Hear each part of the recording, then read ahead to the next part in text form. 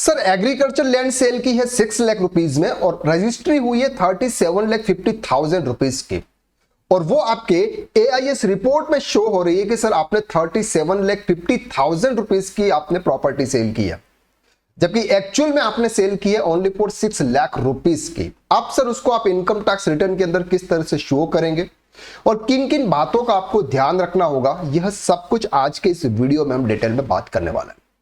बहुत सारे पर्संस को जब भी वो कोई प्रॉपर्टी सेल करते हैं, चाहे वो एग्रीकल्चर लैंड हो, चाहे वो कोई कमर्शियल लैंड हो, वो सेल करते हैं सर, उनको प्रॉपर आइडिया नहीं होता है। कुछ गांव के लोग होते हैं, उनको प्रॉपर तरीके से सर समझ नहीं होती है। और जब कोई भी पर्सन रजिस्टर, जो भी पर्सन जो परचेज कर रहा है, वो और रजिस्ट्री में बता देता है कि सर मैंने इतने में परचेज किया है, और रजिस्ट्रार जब उनसे पूछता है तो वो वैल्यू बता देता है, उस वैल्यू के अकॉर्डिंग रजिस्ट्री हो जाती है। लेकिन अगर हम कोई कमर्शियल प्रॉपर्टी की बात करें तो नॉर्मल उसकी जो स्टाम्प वैल्यू के हिसाब से जो वैल्यू होती है उसी के अकॉर्डिंग वहां पर रजिस्ट्री होती है। तो आज का ये जो केस है ना, ये बहुत इंपॉर्टेंट केस है, क्योंकि आज के केस में हुआ क्या है कि एक पर्सन ने अपने पूर्वजों की जो जमीन थी, उस जमीन को उन्होंने सेल किया ओनली फॉर 6 लाख रुपीज में। लेकिन जब रजिस्ट्री करने के लिए गए, उस समय उन्होंने पूछा कि सर ये प्रॉपर्टी कितने में सेल्स की है, तो उन्होंने बताया कि एक काम करो आप 37,50,000 रुपीज आप दिखा दो। तो रजिस्ट्री कितने की हो गई सर? 37,50,000 रुपीज की। और जब 30 लाख रुपीज से ज्यादा की कोई भी प्रॉपर्टी सेल्स परचेज करते हैं तो वो हमारे एआईएस रिपोर्ट के अंदर आ जाती है।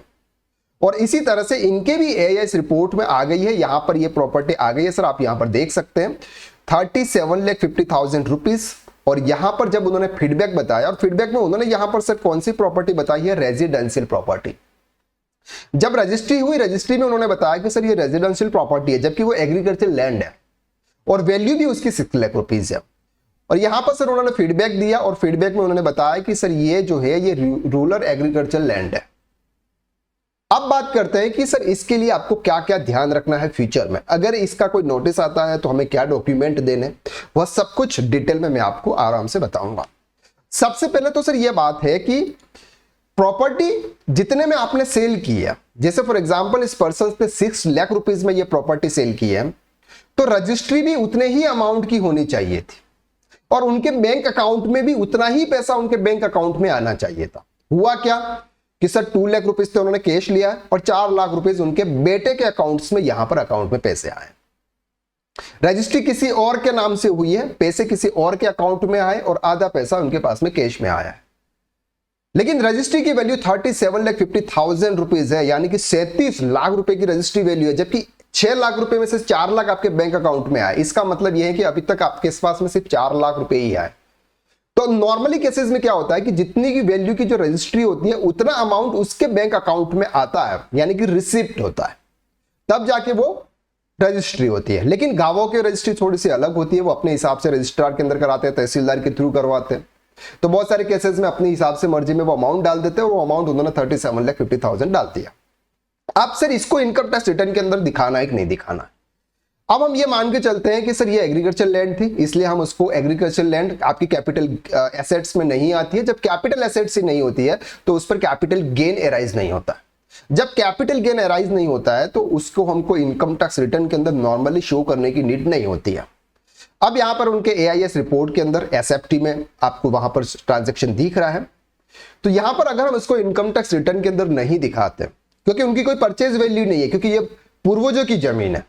जब परचेज वैल्यू नहीं है तो हम उसकी एक्विजिशन कॉस्ट क्या रखेंगे, अगर हम उसको ऐसे एग्रीकल्चर नॉर्मल रेजिडेंशियल प्रॉपर्टी माने तो यहां पर अगर इसको इनकम टैक्स रिटर्न के अंदर शो करते हैं तो बहुत ज्यादा टैक्स पे करने का आएगा। जितनी तो प्रॉपर्टी उन्होंने 6 लाख रुपीज में उन्होंने सेल की है, उससे ज्यादा को यहां पर उनको इनकम टैक्स पे करने का आ जाएगा।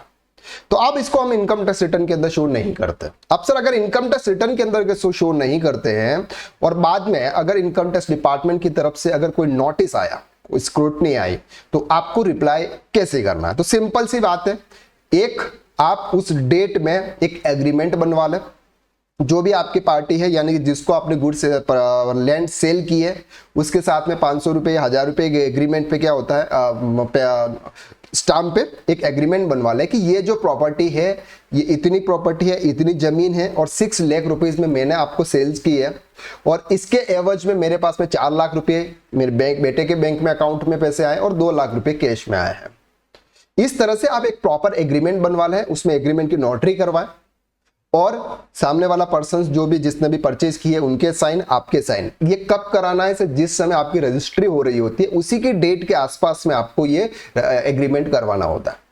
अब सर अगर डिपार्टमेंट पूछेगा कि सर ये एग्रीकल्चर लैंड है, ये कैसे प्रूफ किया जाए, तो उसके पास में सर आपके पास में उसके कुछ डॉक्यूमेंट होने चाहिए, किसी से कुछ पावती होती है, कोई लैंड होती है तो उसके पास में आपको कोई एक बुक्स होती है, क्योंकि रजिस्ट्री तो होती नहीं है वहां पे, क्योंकि ये तो पूर्वजों की जमीन है, तो पूर्वजों की खती में बही खाते में कहीं लिखी होती है, तो ये पूरी डिटेल्स आपके पास में ऐसे डॉक्यूमेंट होने चाहिए। अब आपके पास में जो रजिस्ट्री आपकी 37,50,000 रुपीज की हुई है, लेकिन पैसा तो आपके पास में आया ही नहीं है, आपके बैंक अकाउंट में तो एक भी रुपया नहीं आया, जिसके नाम की रजिस्ट्री हुई है उसके बैंक अकाउंट में तो सर एक भी रुपया नहीं आया। तो फिर ऐसे केसेस में क्या है, ये सभी डिटेल्स आपको रखनी है। तो कौन कौन सी डिटेल्स आपको रखनी है सर? नॉर्मली एक आपको एग्रीमेंट बनवाना, एग्रीमेंट में आपको ये वैल्यू लिखनी है कि 6 लाख रुपीस में मैंने आपको सेल किए और 4 लाख रुपए मेरे इस अकाउंट में ट्रांसफर किए और 2 लाख रुपए मैंने इस तरह से रिसीव किए। और ये जो रजिस्ट्री के अंदर जो 37,50,000 रुपीस का जो अमाउंट है, ये एक नॉर्मल फिगर है, ये हमारे इतने में हमारी डील हुई नहीं है।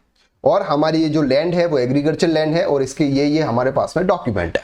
तो ये डॉक्यूमेंट सब आप संभाल के रखेंगे। अगर कोई इनकम टैक्स डिपार्टमेंट की तरफ से नोटिस आता है, वो आपसे पूछते हैं, तो आपको इस तरह से उनका रिप्लाई करना। अब सर अगर फ्यूचर में अगर आपके साथ में ऐसा होता है या फिर कोई भी एग्रीकल्चर लैंड अगर आप सेल्स कर रहे हैं, तो आपको क्या ध्यान रखना है? देखो, एग्रीकल्चर लैंड जितने में सेल, जितनी रजिस्ट्री की वैल्यू होती है उतनी वैल्यू का अमाउंट ही आपको आपके बैंक अकाउंट के अंदर लेना है और रजिस्ट्री के अंदर वो अमाउंट शो करना होता है कि इतने में रजिस्ट्री हुई थी और इसका पैसा ऐसे ऐसे इसके अकाउंट्स में आया।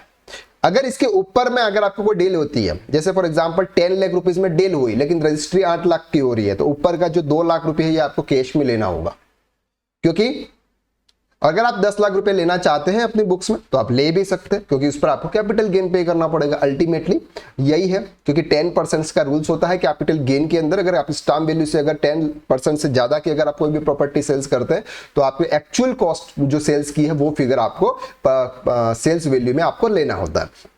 तो इन बातों का आपको ध्यान रखना है। अब सर ये है, यहाँ पर ये जो चीज है, ये 37,50,000 रुपीज ये हम उनके इनकम टैक्स रिटर्न के अंदर हम शो नहीं करते हैं और एक normal income tax return file कर लेते हैं। जब अगर कोई नोटिस आएगा, रिप्लाई करेंगे कि ये एक एग्रीकल्चर लैंड थी, इनके ये डॉक्यूमेंट है और एग्रीमेंट उनका बना हुआ होगा, तो एग्रीमेंट हम बता देंगे उनको कि सर ये एग्रीमेंट है और ये एग्रीकल्चर लैंड थी और ये हमारे पूर्वजों की जमीन थी और पूर्वजों की जमीन हमने उनको सेल्स की है। बस ये ध्यान रखना है। तो देखो, एग्रीकल्चर लैंड हो गई या कोई भी प्रॉपर्टी हो गई, कभी भी सेल करो, बहुत बारीकी चीजों का आपको ध्यान रखना है, छोटी छोटी बातों का, ताकि फ्यूचर में इनकम टैक्स डिपार्टमेंट की तरफ से कोई भी नोटिस नहीं आए। तो आज के लिए बस इतना, नेक्स्ट वीडियो में फिर मुलाकात करते हैं, तब तक के लिए थैंक यू सो मच।